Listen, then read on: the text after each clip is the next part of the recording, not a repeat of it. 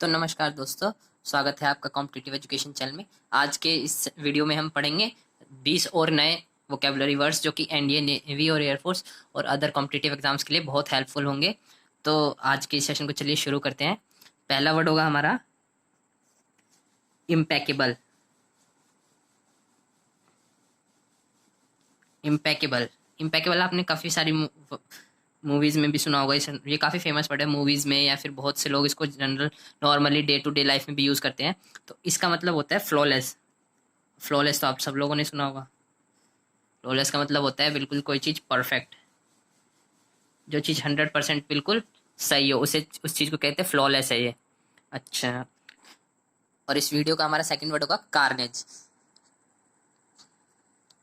Carnage का मतलब होता है मैसेकेर। मैसेकेर तो आप लोग जानते होंगे, जनसंहार। मतलब एक बहुत बड़े ग्रुप के लोगों को एक साथ मार देना। जैसे कि आप लोगों ने पढ़ा होगा हिस्ट्री में जलियांवाला बाग मैसेकेर। जलियांवाला बाग मैसेकेर मतलब क्या? वो जलियांवाला बाग जो पार्क था उसके अंदर मैसेकेर हुआ था। मैसेकेर मतलब बहुत सारे निहत्थे लोगों पे जनरल डायर ने गोलियां चलवा दी थी। मतलब इतने सारे लोगों को एक साथ मार दिया था। तो ऐसे जब बहुत सारे लोगों को एक साथ मारा जाता है तो उसे जनसंहार कहते हैं। तो जनसंहार को इंग्लिश में कहते हैं मैसेकेर, और मैसेकर का ही सिनोनिम है कार्नेज। ये दोनों वर्ड्स तो आपको अगर याद कर रहे हैं तो इन दोनों को तो एज अ पेयर याद करिए, क्योंकि ये बहुत कॉमनली आज क्वेश्चन है ये किसी भी एग्जाम में, कार्नेज और मैसेकेर। सो ये तो आप हमेशा पेयर में ही याद करिए इन दो शब्दों को। थर्ड वर्ड होगा इस वीडियो का एडल्ट्रेट।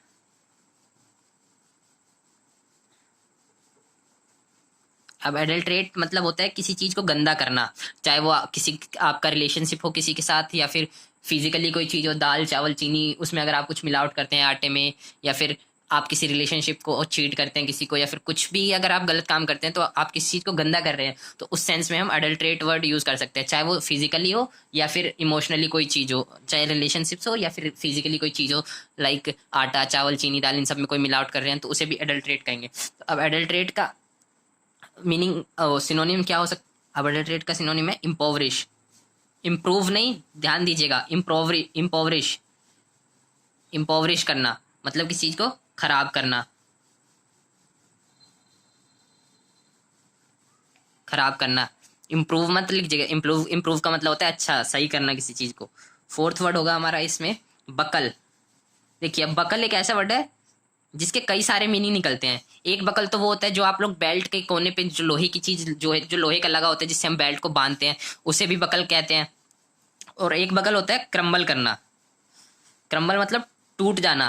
अब ये टूटना जरूरी नहीं है कि आदमी फिजिकली टूटे, कि जैसे हाथ टूट गया तो कहते हैं कि my hand has been crumbled. ये फिजिकल चीजों के लिए भी यूज हो सकता है और इमोशनल चीजों के लिए भी। लाइक कोई अगर बुरी तरीके से, जैसे किसी के कुछ बर्बाद हो गया या फिर किसी के साथ कुछ बुरा हुआ, तो वो क्या मेंटली भी क्रम्बल हो सकता है। उसका जो माइंड सेट होगा वो क्रम्बल हो जाएगा कि हाँ मेरा मतलब मैं बहुत मतलब थक चुका हूँ मानसिक रूप से। तो मेंटली भी इंसान क्रम्बल हो सकता है ना। तो इसका मतलब होता है बिखर जाना।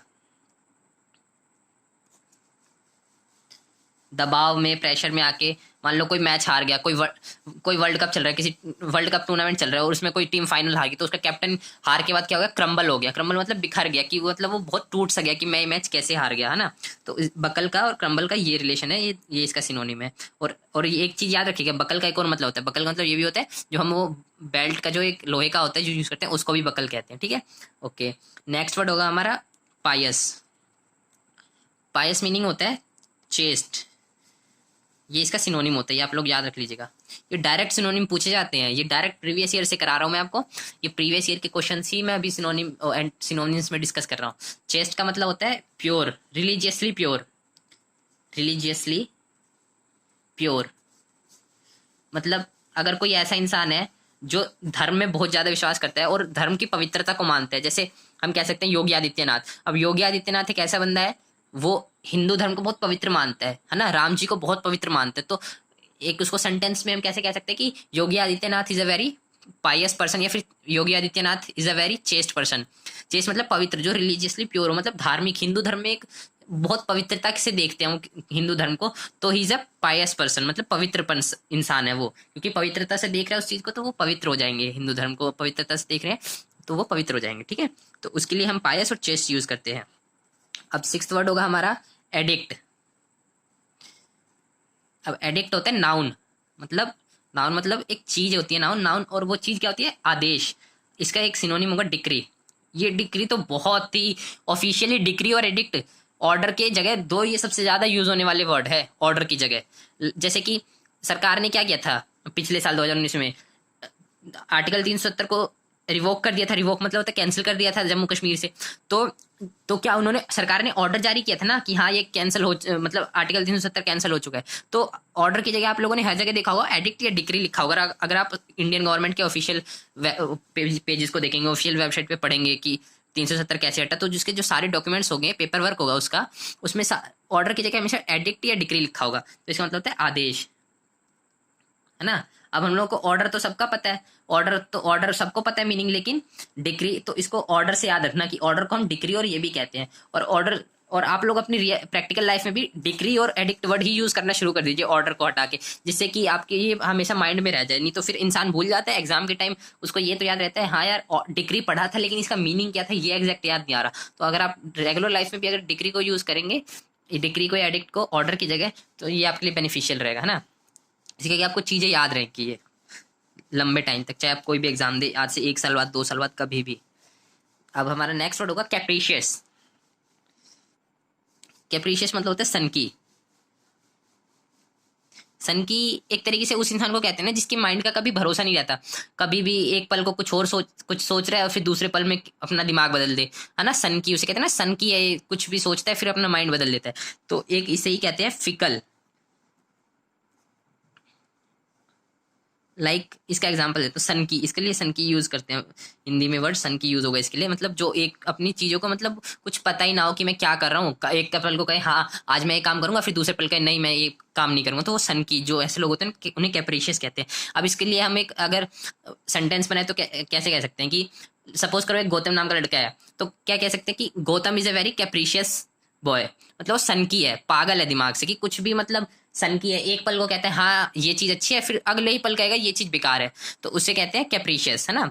तो इसलिए I have a friend whose name is Gautam and who is very capricious boy, मतलब वो कैप्रिशियस है काफी सन की। तो इस तरीके से आप सेंटेंस बनाते चलिए करिए हर एक, ये जो मैं तो अपनी तरफ से सेंटेंस बना रहा हूँ, बना ही रहा हूँ, आप लोग भी अगर सेंटेंस बनाएंगे ना हर वर्ड पे, जब ये वीडियो देखेंगे और वीडियो को पॉज करके हर वर्ड पे एक सेंटेंस, तो ये चीजें वर्ड्स आपके माइंड में लंबे टाइम तक रहेंगे, जिससे आपको एग्जाम टाइम में कंफ्यूजन नहीं होगा। क्योंकि मोस्टली देखो बच्चे तो सब वोकेबलरी तो सब याद कर लेते हैं, लेकिन एग्जाम टाइम में कंफ्यूजन ना हो इसलिए आप लोग सेंटेंस बना के चलिए, वरना वोकेबलरी आप याद कर लेंगे लेकिन एग्जाम टाइम में जब देने जाएंगे तो आप कंफ्यूज हो जाएंगे और भूल जाएंगे। लेकिन अगर सेंटेंस बना के आप लोग चीजें याद रखेंगे तो आपको इतनी कंफ्यूजन नहीं होगी।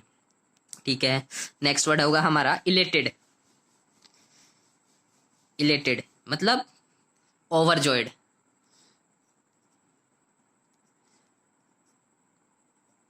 बहुत खुश होना, बहुत खुश।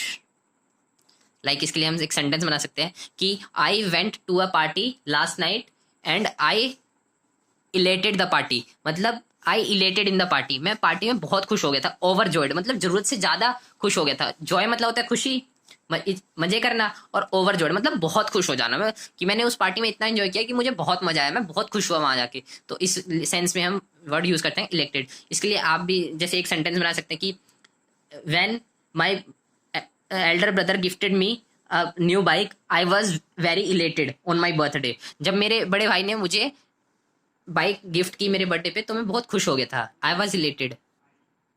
ठीक है, अब नाइन्थ वर्ड हमारा क्या होगा? नाइन्थ वर्ड होगा कैलस। हाँ, तो नाइन्थ वर्ड हमारा होगा कैलस। अब कैलस का मीनिंग क्या होता है? इसका तो मीनिंग काफी आसान है, लोग आप याद भी रख सकते हैं, क्रूअल। अब क्रूअल का तो मतलब सबको पता है, निर्दयी, है ना, जिसके अंदर किसी और के प्रति फीलिंग्स ना हो, जो ज्यादा कंपैशनेट ना हो। कंपैशनेट मतलब जो दूसरों को देख के भाई उसके दुख को फील ना करे, that person is called compassion, cruel, है ना। और जो दूसरे को देख के, दर्द को देख के फील करे, उसके दर्द को, उसकी हेल्प करने की कोशिश करे, उसे, and that person will be called as compassionate, है ना। या फिर सिंपैथेटिक, हाँ वो सिंपैथेटिक पर्सन है। It means he has the tendency to feel hurted by seeing the pain of others, है ना। किसी दूसरे के आदमी के पेन को देख के खुद हर्ट फील करना क्या कहलाता है? सिंपैथेटिक पर्सन होते हैं वो लोग, है ना। ठीक है, अब हमारा लास्ट वर्ड होगा इस वीडियो का, 10th वर्ड 10th वर्ड है इस वीडियो का, रेलिश। ये रेलिश काफी बहुत, ये जितने ही मैंने इस वीडियो में अभी तक वर्ड्स कराए उन सब में से मोस्टली आज सबसे ज्यादा पूछे जाने वाला क्वेश्चन है, मोस्टली आज क्वेश्चन इज रेलिश। रेलिश का मतलब, इसका मैं अगर सिनोनिम लिखूं तो बहुत आसान वर्ड है, लेकिन ये वर्ड बहुत कम लोगों को याद होता है। रेलिश इसका मतलब है इंजॉय। एग्जाम में मैंने बहुत से बच्चों को देखा है कि रेलिश का क्वेश्चन नहीं करके आ पाते, और जबकि इसका इतना सिंपल मीनिंग होता है इंजॉय, है ना, इंजॉय करना किसी भी चीज को। और इसकी एक नाउन फॉर्म भी होती है। नाउन फॉर्म, ये तो वर्ब हो गई ये वाली फॉर्म तो, है ना, कि जैसे कहते हैं इंजॉय द पार्टी, तो उसकी जगह हम क्या कह सकते हैं, रिलिश द पार्टी। और एक रिलिश होता है नाउन फॉर्म में, इसकी एक नाउन फॉर्म भी होती है। नाउन मतलब जैसे कि I will go to the party and have relish. अब देखिए मैं आपको इसका एक्सप्लेन करता हूँ इसको। I will go to the party and have enjoyment, है ना, इसको इंजॉयमेंट कर लीजिए आप लोग, enjoyment. I will go to the party and have enjoyment, तो I will go to the party and have relish. Relish एक चीज है, क्या, मजे। इसको हिंदी में इसका मीनिंग लेंगे तो क्या होगा, मजे, या फिर मजा भी लिख सकते हैं कि मैं वहां जाऊंगा और मजा करूंगा, वहां पे भी मुझे क्या मिलेगा, मजा मिलेगा उस पार्टी में। और सेम इंजॉयमेंट का मतलब क्या होता है, मजे, है ना। तो इसकी एक नाउन फॉर्म भी है और इसका एक वर्ब फॉर्म भी है कि relish the party, enjoy the party, है ना। रेलिश करो किसको, पार्टी को, मतलब इंजॉय करो, है ना। रेलिश करो, रेलिश मतलब होता है करना, क्या, इंजॉय करना, है ना। ठीक है, तो अब मैं इसको सीधा कर देता हूँ, आप लोग एक स्क्रीनशॉट ले लीजिएगा, और जिससे कि आपके पास ये 10 वर्ड एज अ इमेज आ जाएंगे, और फिर आप इसमें से कोई भी वर्ड, एक इमेज में आपको 20 वर्ड आपके तैयार हो जाएंगे आप लोगों के, है ना। तो ये आप स्क्रीनशॉट ले लीजिएगा, और मिलते हैं नेक्स्ट वीडियो में। तब तक के लिए पढ़ते रहिए और ख्याल रखिए अपना। तो दोस्तों ये था आज का वीडियो, इसमें हमने सीखे 20 नए वर्ड्स। मिलते हैं नेक्स्ट वीडियो में, तब तक के लिए पढ़ते रहिए और अपना ध्यान रखिए।